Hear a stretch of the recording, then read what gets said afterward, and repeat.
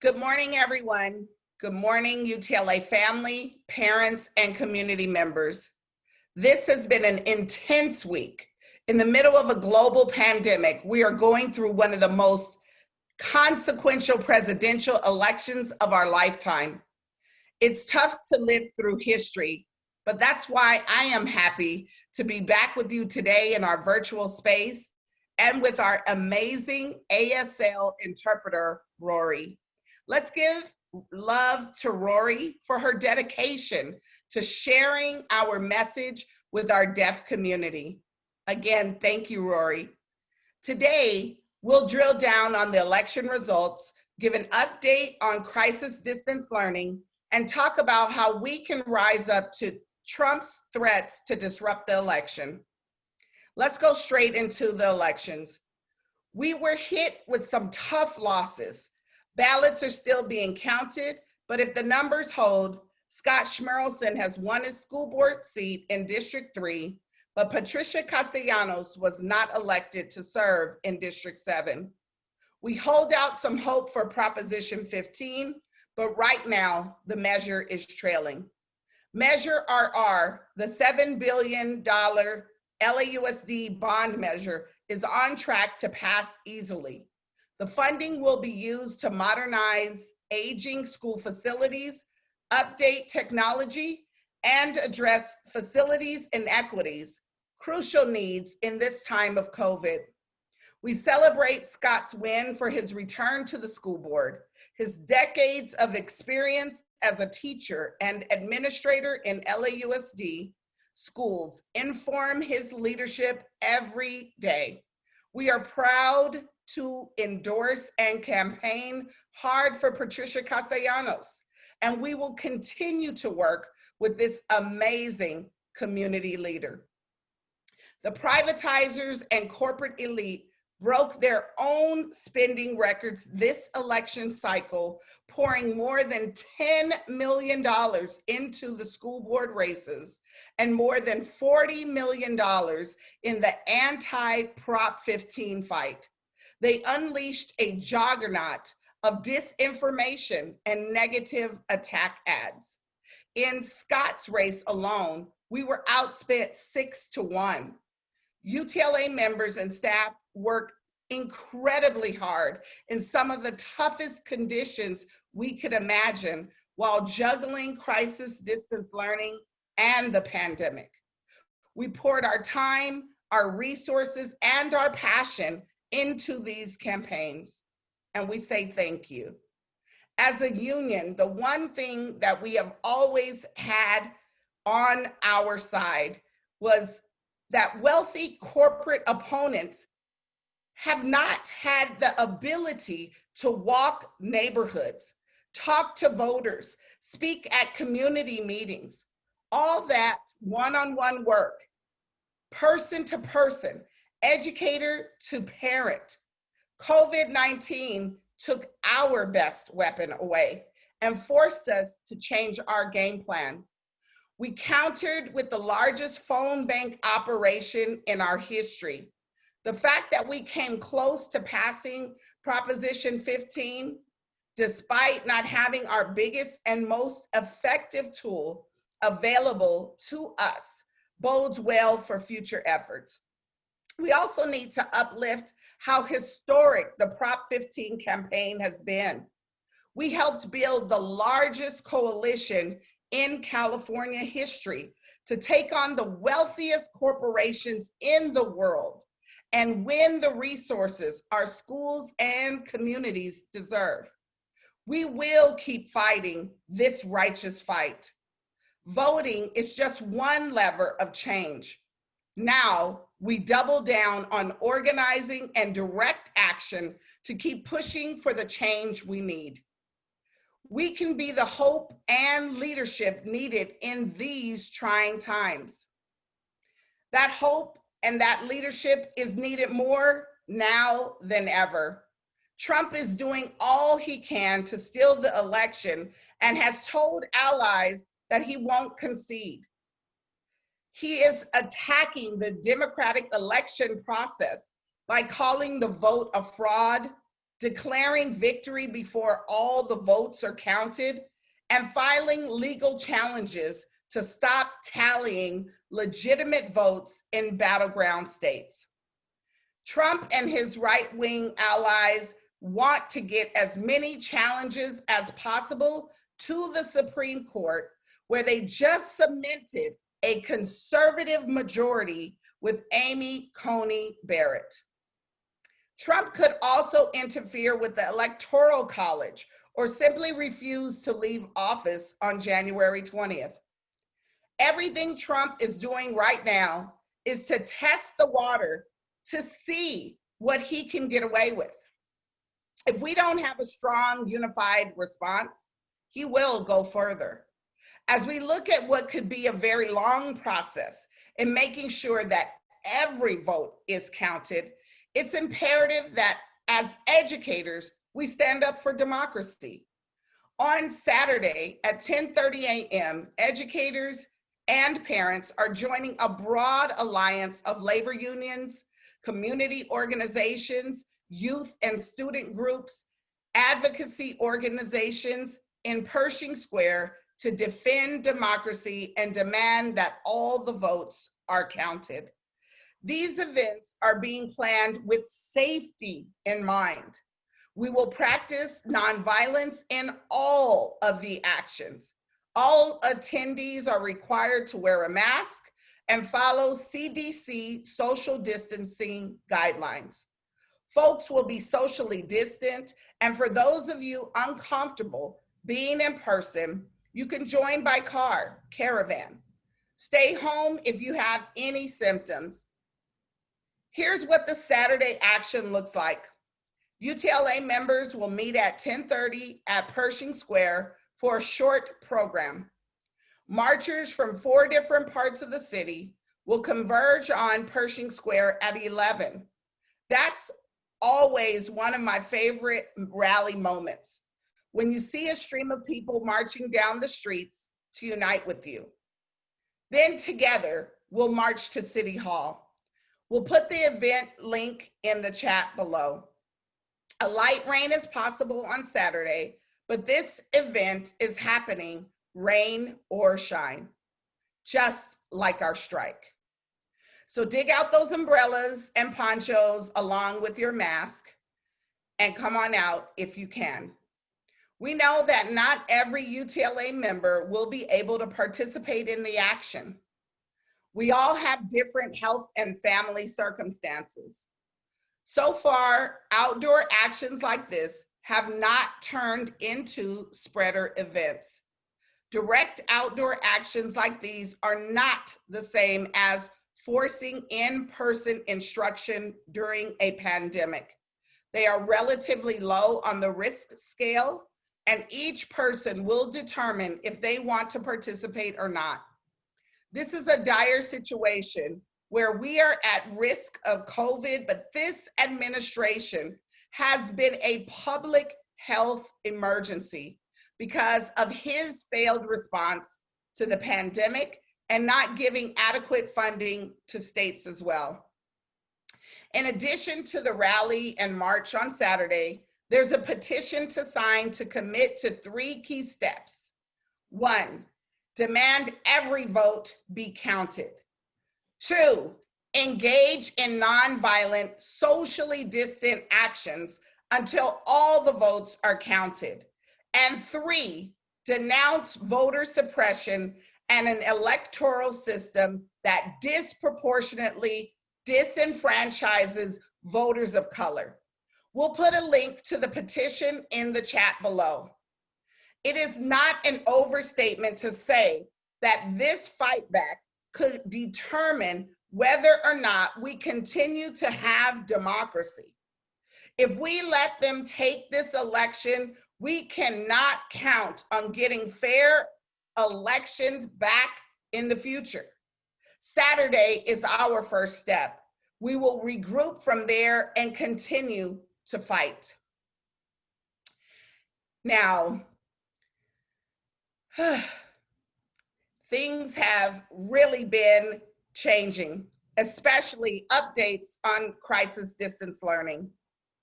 In the ongoing effort to support our students, we reached 3 new agreements in LAUSD this month on DIS, Designated Instructional Services, small group tutoring, and physical conditioning for district athletic programs. The DIS agreement will allow members to provide limited designated instructional services to high-need students on a voluntary basis in a safe setting. The small group tutoring agreement will expand existing one-on-one tutoring efforts to include up to 3 students in each group. The physical conditioning agreement allows athletic coaches to begin working outside with small, consistent cohorts of students. Participation in all 3 programs is voluntary, and the agreements have the same health and safety protocols in our earlier agreements, including daily symptom screening, physical distancing of at least 6 feet, 10 feet when practical, daily sanitization of workspaces, and PPE provided for teachers and students. Additionally, all participating members and students must be tested at a district testing facility or private facility and cleared before providing or receiving in-person services. We continue to meet with LAUSD on the safe reopening of schools in the context of LA County officials this week reporting the highest single daily case count on coronavirus infections since last August. Getting reopening right and protecting the health and safety of staff and students is a process that we work hard at every day of the week. One huge hurdle, we need funding to successfully carry out the necessary health and safety protocols. In a system already underfunded, the money simply isn't there to cover the protocols we need on a large scale to protect our communities and bring students back to the in-person learning we know is best. Getting reopening right will take local, state, and federal support. 7 of California's largest school districts are asking the state legislature to adopt a set of statewide reopening standards and to provide funding to ensure schools have the means to resume in-person classes safely. The common standard would serve as a blueprint for the safe reopening and lay out consistent health and safety standards. Joining LAUSD in this effort are Fresno, Long Beach, Oakland, Sacramento, and San Diego, and Santa Ana school districts. And we support this. We have to get it right. We can't sugarcoat the challenges of crisis distance learning. Yet educators keep finding ways to go above and beyond for their babies. At White Middle School, Fabra Croft teaches a special education SDC class of students with dyslexia and special difficulties with reading. Each week, she chooses 1 student per class for a socially distant visit to deliver the Student of the Week care package, made of items she picks up at the grab and go, the food bank, or her church's St. Vincent de Paul food pantry. Fabra jokes that it's her way to get out of the house and exercise, but we see through that, Fabra. We know you're doing it for your students and their families to support them in these tough times and to deepen your connection with them. She learns a lot through these visits. For example, she knows now that the boy who keeps falling asleep in class has a mom who comes home from work at 3 a.m. and wakes the children up to make sure they ate dinner. Those realities illuminate the challenges families are facing. We talked about those challenges during a powerful panel that followed the West Coast premiere of the documentary, A Trusted Space, this week. The panel featured USC Rossier School of Education's Dean Pedro Noguera, Professor Mary Helen Imordino Yang, producer and counselor Lori Woodley, founding director of USC's Center Edge, Alan Arkatoff, and UTLA member Emily Reyes, who teaches at Laurel Elementary. We'll put a link to that panel in the chat below.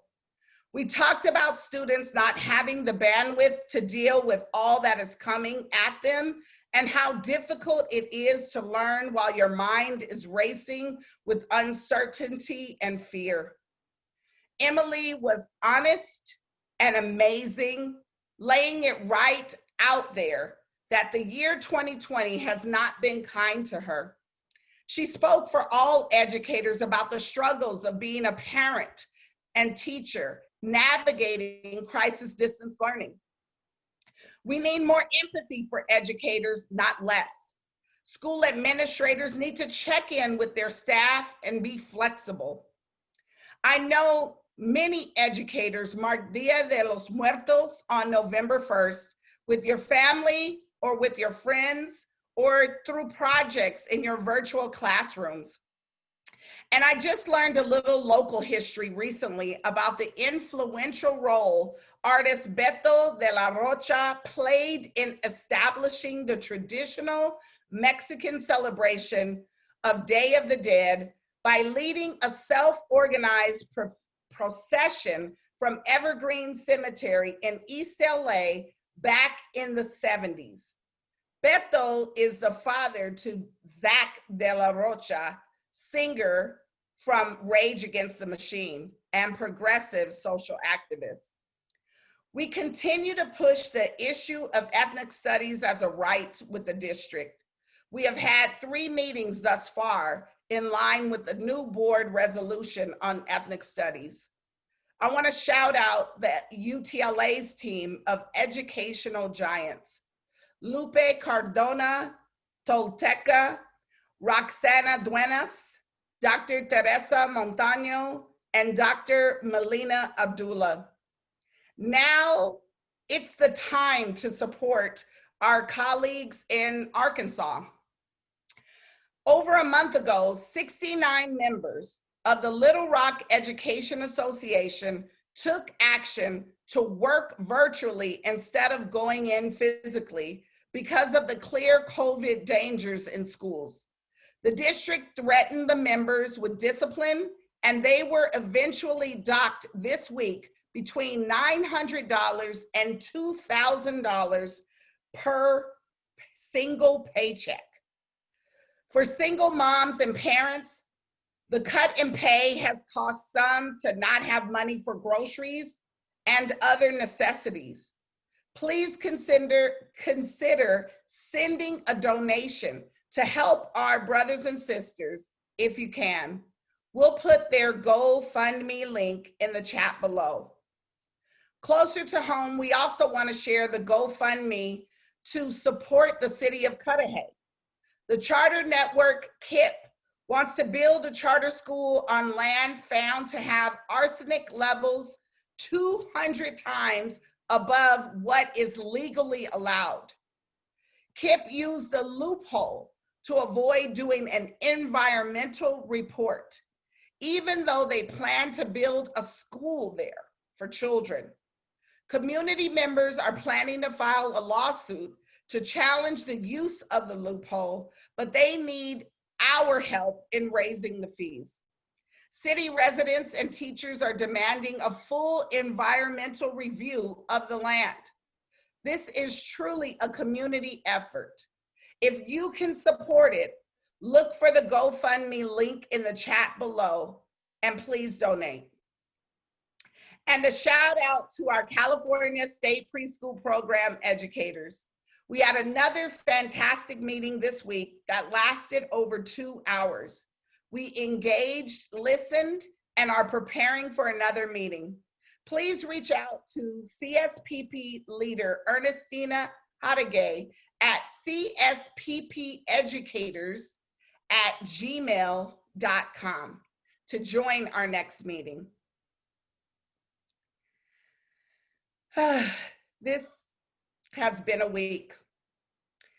This week has been one of those times when I have to think long and hard about how I speak to my son, Giovanni, about what is going on. The presidential election turned out and is still playing out as a nail biter. Not the clear-cut repudiation of a racist, sexist, inhumane, corrupt presidency that we longed for. We wanted Joe Biden to win in a landslide so that we can close the door on Donald Trump and his policies, to really show that we have a country that's progressed and moved towards seeing the humanity in everyone. And that hasn't happened yet. But I am keeping hope. We can't let this shock us into exhaustion. We need to mark every bright light from the election. Bright lights like Cori Bush, a Black Lives Matter organizer who is the first Black woman elected to represent Missouri in Congress. She's also a nurse. Bright lights like Lucha Arizona and other Latinx grassroots groups that organized for years against racist Sheriff Joe Arpaio and are flipping Arizona blue. Bright lights like the election in Delaware of Sarah McBride, who will become the first transgender state senator in US history. And locally, bright lights like the expected election in LA of a progressive DA, George Gascon, who is committed to criminal justice reform and to stopping the over-criminalization of Black and brown communities. These are the bright lights, and we mark these bright lights, and we use them to find our way forward. That's what I'm telling my son. Yesterday, my baby boy, Giovanni, turned 10 years old. It's hard to believe that it's been a decade. Every day he says, "Mom, they have to keep counting these votes." And I tell him, yes. We must also demand justice and democracy as well. I hope to see you Saturday at Pershing Square, if you can make it, to demand that every vote count and demand democracy. We'll be our own bright light that day. We shine when we unite. UTLA family, keep doing great work. Keep loving on our families and our babies. Keep getting rest, practicing self-care, and stay well, UTLA family, and stay safe. Because together we rise.